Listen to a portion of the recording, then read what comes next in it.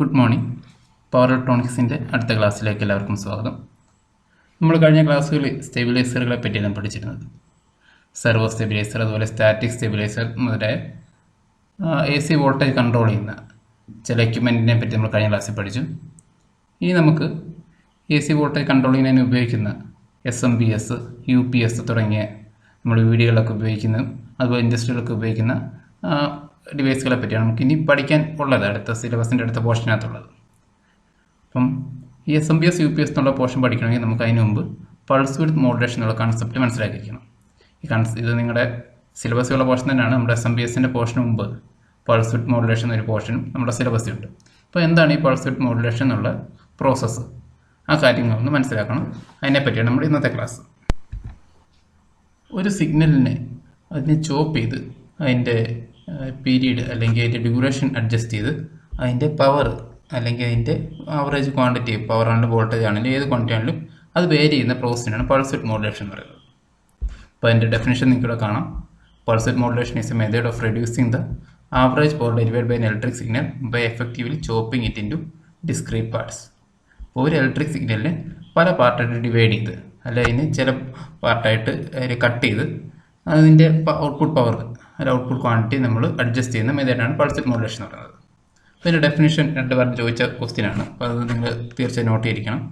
അപ്പോൾ നമുക്കിപ്പം ഈ ഒരു ഇതിനകത്ത്, നമ്മുടെ ഗ്രാഫിനകത്ത് അല്ലെങ്കിൽ ഈ ഒരു വേവ് ഫോം കാണിച്ചതിനകത്ത് നമുക്കൊരു താഴെ ഒരു സിഗ്നൽ കാണിച്ചിട്ടുണ്ട്, ഒരു കോൺസ്റ്റൻറ്റ് സിഗ്നൽ കാണിച്ചിട്ടുണ്ട്. അപ്പോൾ നമുക്കിതൊരു DC സിഗ്നലാണെന്ന് കൺസിഡർ ചെയ്യാം. ഒരു കോൺസ്റ്റൻ്റ് ആയിട്ട് DC സിഗ്നൽ കാണിച്ചിട്ടുണ്ട്. അതിൻ്റെ മേളിലേക്കുള്ള സിഗ്നൽസ് നോക്കിയാൽ ഈ സിഗ്നലിനെ തന്നെ നമ്മൾ പലതായിട്ട് പല രീതിയിൽ നമ്മൾ കട്ട് ചെയ്തെടുത്തേക്കാണ്. കുറച്ച് പോർഷൻ ചോപ്പ് ചെയ്ത് മാറ്റിയേക്കുന്നു. അപ്പോൾ ഈ മുകളിലത്തെ പോർഷൻ നോക്കിയാലും ഇതിനകത്ത് ഒരു 5-1 പോർഷൻ മാത്രം നമ്മൾ കട്ട് ചെയ്ത് മാറ്റി. അതെന്തെങ്കിലും സർക്യൂട്ടുകൾ ഉപയോഗിച്ചായിരിക്കും കട്ട് ചെയ്ത്, അതെന്തെങ്കിലും ആയിക്കോട്ടെ. അപ്പം ഈ ഒരു സിഗ്നലിൻ്റെ അതിൻ്റെ ഇത്ര ഒരു 20% പാർട്ട് മാത്രം നമുക്ക് ഔട്ട്പുട്ട്, അത്രയും സിഗ്നൽ നമ്മൾ കട്ട് ചെയ്ത് കളഞ്ഞാൽ ബാക്കിയുള്ള പോർഷൻ്റെ ആവറേജ് എന്ന് പറഞ്ഞാൽ 80% ആയിരിക്കും. അപ്പോൾ ഇത് 100 വോൾട്ടാണ്, ഇതൊരു വോൾട്ടേജ് വേവ് ഫോമാണ്. ഇത് 100 ആണെങ്കിൽ ഇത് ഈ സിഗ്നലിൻ്റെ ആവറേജ് വോൾട്ടേജ് എന്ന് പറഞ്ഞാൽ 80 വോൾട്ട് ആയിരിക്കും. അതേസമയം അതിൻ്റെ മേളിൽ നമ്മൾ പകുതി കൂടുതൽ ഭാഗം കട്ട് ചെയ്തേക്കുന്നൊരു സിഗ്നലാണ്. ഈ താഴത്തെ സിഗ്നലിൻ്റെ മോർ ദാൻ ഹാഫ്, ഓൾമോസ്റ്റ് 60% നമ്മൾ കട്ട് ചെയ്ത് കളഞ്ഞാൽ അങ്ങനെയാണ് ഇതിൻ്റെ ആവറേജ് ഔട്ട്പുട്ട് വോൾട്ട് എത്ര വരും? ഇത് 100 വോൾട്ടാണെങ്കിൽ 60 വോൾട്ട് വരും. മുകളിൽ നമുക്ക് 20% മാത്രം നമ്മൾ എടുത്തിട്ടുള്ളൂ, അങ്ങനെയാണ് 20 വോൾട്ട് വരും. അങ്ങനെ ഒരു ഫുൾ സിഗ്നലിനെ, ഒരു കോൺസ്റ്റൻ്റ് ആയിട്ടൊരു സിഗ്നലിനെ അതിൻ്റെ ഒരു കുറച്ച് പാർട്ട് നമ്മൾ ചോപ്പ് ചെയ്ത് മാറ്റി നമ്മുടെ ആവശ്യത്തിനനുസരിച്ച് കൺട്രോൾ ചെയ്ത് അതിൻ്റെ ഔട്ട്പുട്ട് വോൾട്ടേജ് വേരി ചെയ്യുന്ന, ആ ഔട്ട്പുട്ട് പവറോ എന്ത് ക്വാണ്ടിറ്റി ആണ് അത് വേരി ചെയ്യുന്ന പ്രോസസ്സിനാണ് നമ്മൾ പൾസ് വിഡ്ത്ത് മോഡുലേഷൻ എന്ന് പറയുന്നത്. ഈ പൾസ് വിഡ്ത്ത് മോഡുലേഷൻ നമ്മൾ മെയിനായിട്ട് നമ്മൾ ഇൻവെർട്ടർ സർക്യൂട്ടിനകത്ത് ഉപയോഗിക്കുന്നത്. ഇൻവെർട്ടർ സർക്യൂട്ടിൻ്റെ ഇൻപുട്ടിൽ കൊടുക്കുന്ന DC വോൾട്ടേജ് കൺട്രോൾ ചെയ്യാനാണ് നമ്മൾ മെയിനായിട്ട് ഈ പൾസ് വിഡ്ത്ത് മോഡുലേഷൻ എന്നുള്ള ടെക്നിക്ക് ഉപയോഗിക്കുന്നത്. പൾസ് വിഡ്ത്ത് മോഡുലേഷൻ ഉപയോഗിക്കാൻ പല കാര്യങ്ങളുണ്ട്. ഒന്ന്, നമ്മുടെ ഔട്ട്പുട്ട് വോൾട്ടേജ് കോൺസ്റ്റൻ്റ് ആക്കി വെക്കണമെങ്കിൽ നമുക്ക് നമ്മുടെ ഇൻവെർട്ടറിൽ നിന്നുള്ള AC വേവിൻ്റെ RMS വാല്യൂ നമുക്ക് കോൺസ്റ്റൻ്റ് ആക്കി വെക്കണം. പക്ഷേ അതേസമയം ചിലപ്പോൾ അതിൻ്റെ ഇൻപുട്ടിൽ വരുന്ന വോൾട്ടേജ്, DC വോൾട്ടേജ് ചിലപ്പം കോൺസ്റ്റൻ്റ് ആയിരിക്കത്തില്ല, ചിലപ്പം ചെറുതായിട്ടൊക്കെ വേരി ചെയ്യും. പക്ഷേ നമുക്കൊരു കോൺസ്റ്റൻറ്റ് ഇൻപുട്ടിൽ ഒരു കോൺസ്റ്റൻറ്റ് DC വോൾട്ടേജ് കിട്ടിയാൽ നമുക്ക് ഔട്ട്പുട്ടിൽ വരുന്ന AC വോൾട്ടേജിൻ്റെ വേവ് ഫോം നമുക്ക് RMS വാല്യൂ നമുക്ക് കോൺസ്റ്റൻ്റ് ആക്കി വയ്ക്കാൻ പറ്റത്തുള്ളൂ. അപ്പോൾ ഈ ഇൻപുട്ടിൽ വരുന്ന DC വോൾട്ടേജ് നമുക്ക് കോൺസ്റ്റൻ്റ് ആക്കി വയ്ക്കാൻ, അതെപ്പോഴും ഒന്ന് വേരി ചെയ്താലും അത് ഒന്ന് കോൺസ്റ്റൻ്റ് ആക്കി വെക്കാൻ വേണ്ടി നമുക്ക് ഇൻപുട്ട് നമുക്കൊരു പൾസ് വിഡ്ത്ത് മോഡുലേഷൻ ടെക്നിക്ക് ഉപയോഗിച്ചാൽ നമുക്ക് കൂടുവാണെങ്കിൽ കുറച്ച് ഭാഗം നമുക്ക് കട്ട് ചെയ്ത് കളയാം. അങ്ങനെ നമുക്ക് അതിൻ്റെ ഇൻപുട്ട് വോൾട്ടേജ് കോൺസ്റ്റൻ്റ് ആക്കി വയ്ക്കാം. ഇനി രണ്ടാമത്, നമുക്ക് ഇൻവെർട്ടറിൻ്റെ ഔട്ട്പുട്ട് വോൾട്ടേജ് വേരി ചെയ്യണം. നമ്മളൊരു കോൺസ്റ്റൻറ്റ് ഇൻപുട്ട് DC വോൾട്ടേജ് കൊടുക്കുന്നതെങ്കിൽ ഒരുപക്ഷെ നമ്മൾ ഫയറിംഗ് ആംഗിൾ വേരി ചെയ്തിട്ടില്ലെങ്കിൽ അതിന് ഔട്ട്പുട്ടിൽ വരുന്ന AC വേവ് ഫോമിൻ്റെ RMS വാല്യൂ കോൺസ്റ്റൻ്റ് ആയിരിക്കും. നമുക്ക് ഫയറിംഗ് ആംഗിൾ വേരി ചെയ്യാതെ തന്നെ ഇൻപുട്ടിലുള്ള DC വോൾട്ടേജിൻ്റെ ആവറേജ് വാല്യൂ കൺട്രോൾ ചെയ്താൽ നമുക്ക് ഔട്ട്പുട്ടിലെ വോൾട്ടേജ് കൺട്രോൾ ചെയ്യും. അതുപോലെ voltage and frequency, constant voltage frequency vary ചെയ്യുന്ന എങ്ങനെ നമ്മളിനി അടുത്ത പൾസ് വിഡ്ത്ത് മോഡുലേഷൻ്റെ ഓരോ ടെക്നിക്സ് പഠിക്കുമ്പം അത് കാണിച്ചു തരാം. അപ്പം ഈ കാര്യങ്ങളൊക്കെ നമ്മുടെ ഇൻവെർട്ടർ സർക്യൂട്ടിനകത്ത് ഇത്തരം കാര്യങ്ങൾ നമ്മുടെ DC ഇൻപുട്ട് വോൾട്ടേജ് നമ്മുടെ ഔട്ട്പുട്ടിനനുസരിച്ച് കോൺസ്റ്റൻ്റ് ആക്കി വയ്ക്കാനോ അല്ലെങ്കിൽ അതിനനുസരിച്ച് കോപ്പി ചെയ്യാനോ, അല്ലെങ്കിൽ അതുപോലെ ഇൻവെർട്ടറിൻ്റെ ഔട്ട്പുട്ട് വോൾട്ടേജ് കൺട്രോൾ ചെയ്യാൻ, അതുപോലെ ഫ്രീക്വൻസി കൺട്രോൾ, ഈ പ്രോസസ്സൊക്കെ നടക്കാൻ വേണ്ടിയാണ് നമ്മൾ മെയിനായിട്ട് പൾസ് വിഡ്ത്ത് മോഡുലേഷൻ ഉപയോഗിക്കുന്നത്. അപ്പോൾ നമുക്ക് ഈ പ്രോസസ്സിനൊക്കെ പല ടെക്നിക്ക് അവൈലബിൾ ആണ്. നമ്മുടെ ഇൻവെർട്ടറിൻ്റെ ഫയറിംഗ് ആംഗിൾ, ഡിവൈസിൻ്റെ ഫയറിംഗ് ആംഗിൾ കൺട്രോൾ ചെയ്യാൻ നമുക്ക് ഈ നമ്മുടെ ഇതിൻ്റെ ഫ്രീക്വൻസിയും അതുപോലെ output voltage RMS value control ചെയ്യാൻ പറ്റും. പക്ഷേ ഈ മെത്തേഡ് കമ്പയർ ചെയ്ത് ഏറ്റവും എഫിഷ്യൻ്റ് ആയിട്ടുള്ള മെത്തേഡ് എന്ന് പറഞ്ഞാൽ നമ്മുടെ പൾസ് വിഡ്ത്ത് മോഡുലേഷൻ എന്നുള്ള ടെക്നിക്ക് തന്നെയാണ്. അപ്പം നമുക്ക് ഈ ഇത്രയും പഠിച്ച പോർഷൻ നമുക്ക് 2 ക്വസ്റ്റ്യൻ ഓൾറെഡി എക്സ്പെക്ട് ചെയ്യാം. 2 മാർക്ക് ചോദിക്കാവുന്ന 2 ക്വസ്റ്റ്യാണ് ഡിഫൈൻ പൾസ് വിഡ്ത്ത് മോഡുലേഷൻ, അതുപോലെ requirement of pulse width modulation. In case ഇതൊരു 7 മാർക്ക് കിട്ടുന്ന ചോദിക്കുകയാണെങ്കിൽ നമുക്ക് ഇതിൻ്റെ ഫുൾ പോർഷൻ നിങ്ങൾ എഴുതേണ്ടതാണ്. ഇനി അടുത്ത് നമുക്ക് പൾസ് വിഡ്ത്ത് മോഡുലേഷൻ്റെ നമുക്ക് ഉള്ള അത് ഒബ്റ്റൈൻ ചെയ്യാനുള്ള പല ടെക്നിക്സ് ഏതൊക്കെ? മെയിനായിട്ട് 4 ടെക്നിക്സ് ആണുള്ളത്. ആദ്യത്തെ single phase pulse width modulation, single pulse width modulation, multiple pulse width modulation, മൂന്നാമത്തെ സൈനസോയ്ഡൽ പൾസ് വിഡ്ത്ത് മോഡുലേഷൻ, നാലാമത്തെ ഫേസ് ഡിസ്പ്ലേസ്മെൻറ്റ് കൺട്രോൾ. ഇതിനകത്ത് നമുക്ക് ആദ്യത്തെ 2 മെത്തേഡ് സിംഗിൾ പൾസ് വിഡ്ത്ത് മോഡുലേഷനും മൾട്ടിപ്പിൾ പൾസ് വിഡ്ത്ത് മോഡുലേഷൻ എന്താ നമുക്ക് നോക്കാം. ആദ്യത്തെ പൾസ് വിഡ്ത്ത് മോഡുലേഷൻ ടെക്നിക്ക് എന്ന് പറഞ്ഞാൽ സിംഗിൾ പൾസ് വിഡ്ത്ത് മോഡുലേഷൻ. അപ്പം ഒരു ഹാഫ് സൈക്കിളിൽ ഒരു പൾസ് മാത്രം നമ്മൾ ജനറേറ്റ് ചെയ്യുന്ന ടൈപ്പ് മെത്തേഡാണ് നമ്മൾ സിംഗിൾ പൾസ് വിഡ്ത്ത് മോഡുലേഷൻ എന്ന് പറയുന്നത്. അപ്പം ഇതെന്താണെന്ന് നമുക്ക് ക്ലിയർ ആയിട്ട് നമുക്ക് അതിൻ്റെ വേവ് ഫോം നോക്കാം. ഇപ്പോൾ കാണുന്നതാണ് നമ്മുടെ സിംഗിൾ പൾസ് വിഡ്ത്ത് മോഡുലേഷൻ ടെക്നിക്സിൻ്റെ വേവ് ഫോം. അപ്പം നമുക്ക് നോക്കിയാൽ മെയിനായിട്ട് 2 സിഗ്നൽ അതിനകത്തുള്ളത്. ഒരു റെക്റ്റാങ്കുലർ സിഗ്നലിനെ നമ്മൾ റെഫറൻസ് സിഗ്നൽ എന്ന് പറയും, മറ്റൊരു ട്രയാങ്കുലർ സിഗ്നലിനെ നമ്മൾ ക്യാരിയർ വേവ് സിഗ്നൽ എന്ന് പറയും. ഈ റെക്റ്റാങ്കുലർ സിഗ്നലിൻ്റെ പീക്ക് ആംപ്ലിറ്റ്യൂഡ്, അതായത് റെഫറൻസ് സിഗ്നലിൻ്റെ പീക്ക് ആംപ്ലിറ്റ്യൂഡ് നമ്മൾ VR എന്ന് റെപ്രസെൻറ്റ് ചെയ്യുന്നു, ക്യാരിയർ സിഗ്നലിൻ്റെ പീക്ക് ആംപ്ലിറ്റ്യൂഡ് VC എന്ന് റെപ്രസെൻറ്റ് ചെയ്യുന്നു. നമ്മൾ ഇതിൻ്റെ ടെക്നിക്ക് എന്താ മെയിനായിട്ട് ചെയ്യുന്നത് വെച്ചാൽ എപ്പോഴും നമ്മൾ ഈ ക്യാരിയർ സിഗ്നലും റെഫറൻസ് സിഗ്നലും കമ്പയർ ചെയ്തുകൊണ്ടിരിക്കും.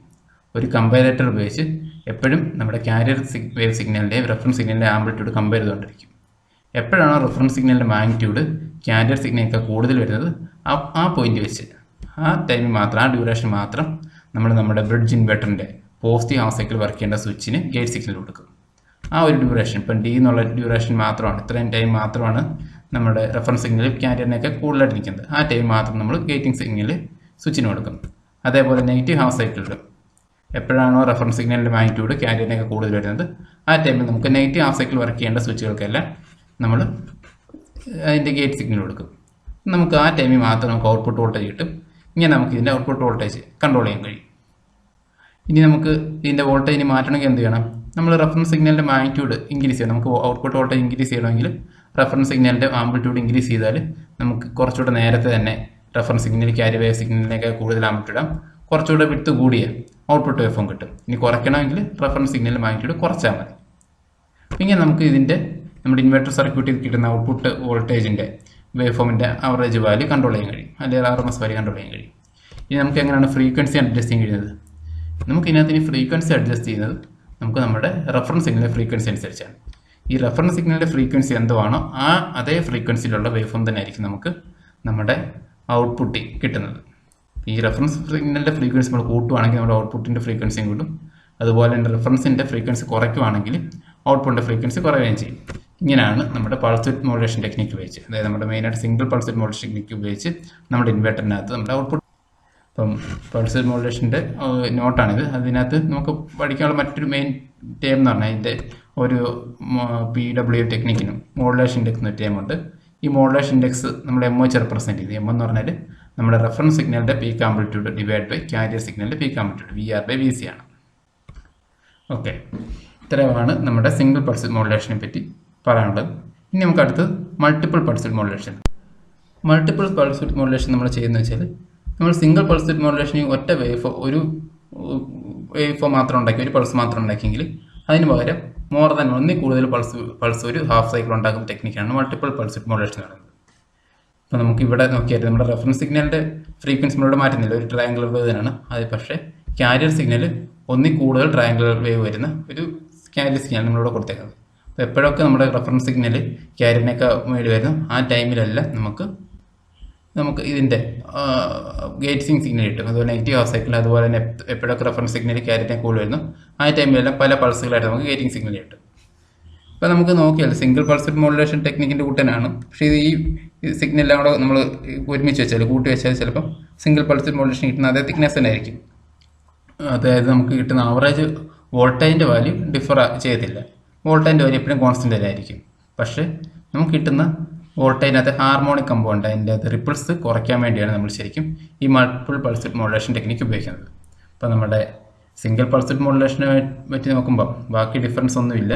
നമ്മുടെ മോഡുലേഷൻ ടെക്സും കാര്യവും എല്ലാം സെയിം തന്നെയാണ്. പക്ഷേ നമ്മൾ ചെയ്യുന്ന ടെക്നിക്കിനകത്ത് നമുക്കിതിൻ്റെ ഓരോ ഹാഫ് സൈക്കിളിലും ഓരോ നെഗറ്റീവ് ഹാഫ് സൈക്കിളും പോസിറ്റീവ് ഹാഫ് സൈക്കിളിലും നമുക്കതിൻ്റെ നമ്പർ ഓഫ് പൾസിൻ്റെ ഇത് മാത്രം എണ്ണം മാത്രം വേരി ചെയ്യുവാണ് മൾട്ടിപ്പിൾ പൾസ് മോഡുലേഷൻ ടെക്നിക്ക് നമ്മൾ ചെയ്യുന്നത്. അപ്പം മൾട്ടിപ്പിൾ പൾസ് മോഡുലേഷൻ്റെ നോട്ടാണിത്, നിങ്ങൾക്ക് നോട്ട് ചെയ്തെടുക്കാം. ഈ ക്ലാസ് നമുക്ക് എന്തെങ്കിലും സംശയം ഉണ്ടെങ്കിൽ PW നിങ്ങൾ പുതുതായിട്ട് പഠിക്കുന്ന പോർഷനാണ്. സംശയമുള്ളവർ വാട്സാപ്പിലൂടെ കമൻറ്റായിട്ടോ വാട്സാപ്പിലൂടെ ക്ലാസ് റൂമിൽ കമൻറ്റായിട്ടോ ഫോൺ വിളിച്ചോ അങ്ങനെ ചോദിക്കാം. ഈ ക്ലാസ് ഒന്നും എടുക്കണമെങ്കിൽ ഞാൻ ഇന്നോട് എടുത്തു തരാം. ഇതിനെ ബേസ് ചെയ്ത് നമ്മൾ ഇനി അടുത്തുള്ള പോർഷൻസൊക്കെ SMPS UPS തുടങ്ങിയ പോർഷനിൽ ഇതിനെ ബേസ് ചെയ്താണ് നമ്മൾ തുടങ്ങാൻ പോകുന്നത്. അപ്പം PWനെ പറ്റി സംശയമുള്ളവർ ചോദിക്കുക. ഇന്ന് ഞാൻ നിങ്ങൾക്ക് തരുന്ന അസൈൻമെൻറ്റ് മൾട്ടിപ്പിൾ PW ടെക്നിക്കിന് സിംഗിൾ PWനെ അപേക്ഷിച്ച് എന്തൊക്കെ അഡ്വാൻറ്റേജസ് ഉണ്ട്. അപ്പോൾ നമ്മൾ സിംഗിൾ PW വെച്ച് നോക്കുമ്പം നമ്മുടെ ആവറേജ് ഔട്ട്പുട്ട് ക്വാളിറ്റി ഒന്നും മാറുന്നില്ല. പക്ഷേ മറ്റെന്തൊക്കെ അഡ്വാൻറ്റേജസ് ഉള്ളതുകൊണ്ടാണ് നമ്മൾ മൾട്ടിപ്പിൾ PW ടെക്നിക്സ് നമ്മൾ ഉപയോഗിക്കുന്നത്. അതെന്തൊക്കെയാണ് നിങ്ങളത് ലിസ്റ്റ് ഔട്ട് ചെയ്ത് നിങ്ങൾ അസൈൻമെൻറ്റ് അപ്ലോഡ് ചെയ്യുന്ന ലിങ്ക് അപ്ലോഡ് ചെയ്യുക. ക്ലാസ്സിൽ കാണുന്നവരൊക്കെ താങ്ക് യു.